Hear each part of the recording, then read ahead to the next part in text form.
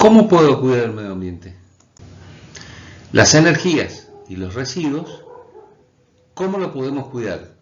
Esto sí es una cuestión de responsabilidad, es donde nosotros podemos actuar. Las energías, evitando el uso indebido o inadecuado cuando esas no son necesarias, y resumiendo de una manera simple, si no utilizo la luz, la apago. En el caso de los residuos lo vamos también a tratar en los siguientes puntos, tratando de englobar toda esta responsabilidad que nosotros podemos hacer para sentirnos parte de la solución del problema del medio ambiente. Con respecto a los residuos, el mayor contaminante es el aceite usado, ya sea aceite de máquina, de equipo, grasas o aceite de cocina. Es tremenda la capacidad que tiene de contaminar el aceite. ¿Por qué? Porque tiene compuestos que son negativos para la vida humana, la vida silvestre y la vida acuática. Esos componentes se diluyen y 1 litro de aceite hace que contamine una cantidad de agua de 1000 litros. Es decir, 1000 veces se multiplica el problema. Por eso es muy importante conocer el problema y tratar de darle solución. ¿Cuándo contamino?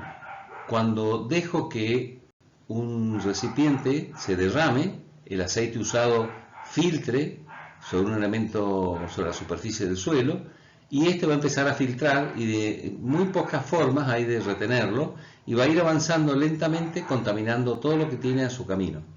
Por eso es muy importante cuando hay un derrame inmediatamente tratar de recogerlo y ese derrame tratar de llevarlo a un lugar que tenemos reservado para los residuos contaminantes, de tal manera de llevarlos a hacer un tratamiento y que no sigan contaminando.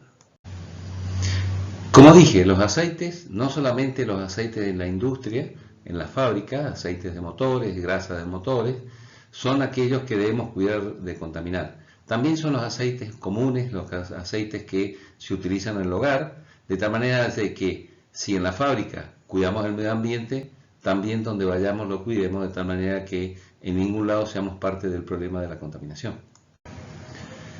Para darnos una idea de cómo es el mecanismo de contaminación de los aceites, imaginemos un lugar donde se estén tirando residuos, que generalmente en toda ciudad, en toda población hay un lugar donde se retiran los residuos. Si este no está impermeabilizado, como antiguamente pasaba, estos van a filtrar y van a filtrar en la medida que aparezcan lluvias, aparezca agua, eso va a filtrar ¿hasta dónde? Hasta el subsuelo, donde encontramos también napas de agua, que se llaman napas freáticas, que conducen el agua, y esta agua ya es contaminada. Esa agua normalmente, si no está contaminada, es vuelta a retomar a través de pozos de bombeo, donde el agua se toma para volver a hacer uso de ella. Pero si esta agua ya está contaminada, esas napas ya no se pueden usar. Esas napas son enemigas de la vida, son enemigas de la posibilidad de seguir utilizándola para el beneficio de la sociedad. Por eso es muy importante el concepto de que todo líquido contaminante que cae al suelo filtra y va hacia las napas freáticas. A veces parece más difícil saber qué podemos hacer nosotros para cuidar el medio ambiente o saber si es muy importante lo que hacemos. Sí, es muy importante. Y hay pocos puntos que podemos nosotros llevar a cabo para poder ser parte de esta solución. Una es reduciendo los residuos, evitando hacer sobreuso de elementos de tal manera que estos produzcan residuos, evitar usar elementos que tengan recipientes que los contengan y que no sean reciclables. El otro es no derramando ningún elemento sobre el suelo. Todos los elementos que son utilizados para la industria y en la casa, para limpieza por ejemplo, tienen elementos que son contaminantes para el medio ambiente. No derramando es un punto muy importante para evitar que ellos contaminen. Y la otra es clasificando los residuos de tal manera que podamos darle un uso o un nuevo uso reciclándolo. Un punto importante para poder separar los residuos es tener la idea de que un residuo se puede reciclar siempre que esté limpio. Los residuos que están sucios y pudieran ser reciclados traen otro problema, que es la separación para tratar de que no contamine al resto de los elementos a reciclar. Si un plástico va a la bolsa de reciclables, tiene que ir limpio, si no, va a los residuos comunes.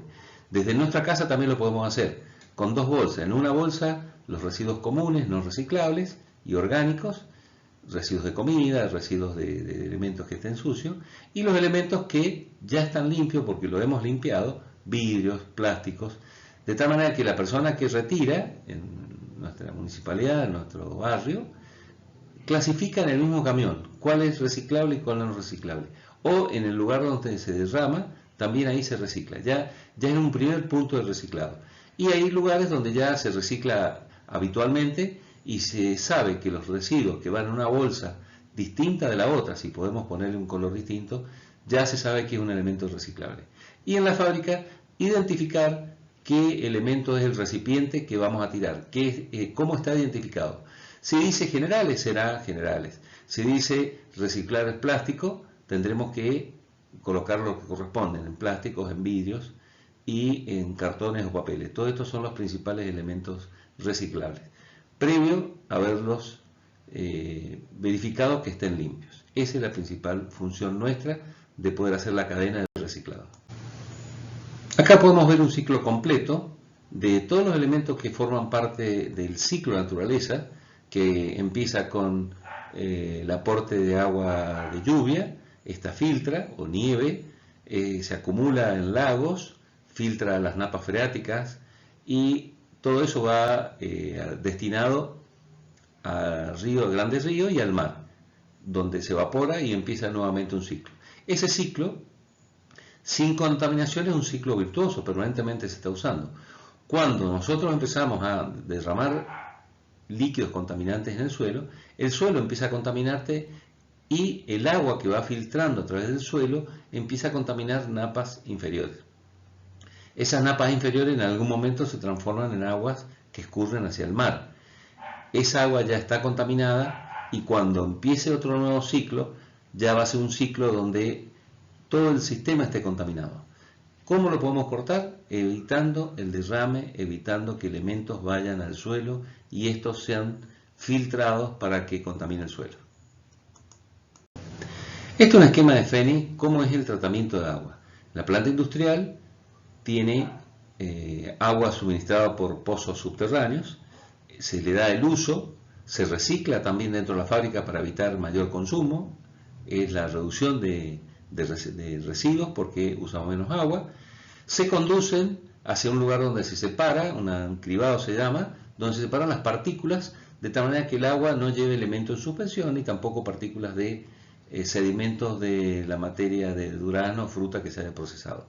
Esa agua va a parar a un área de cultivo donde el suelo termina el tratamiento de partículas muy pequeñas que no pueden ser separadas, pero son materia orgánica que se agrega al suelo y esta forma parte de los nutrientes que van a tener toda esa arboleda.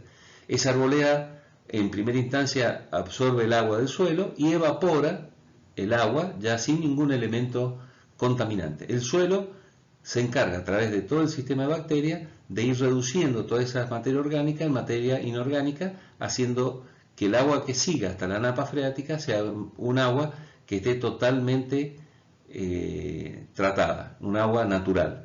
¿Cómo lo verificamos? Al final, donde está la zona de cultivo, se hacen extracciones de agua de la zona profunda para verificar que esto se esté cumpliendo normalmente. ¿Dónde podemos contaminar? En cualquier punto de esta línea de escurrimiento de agua.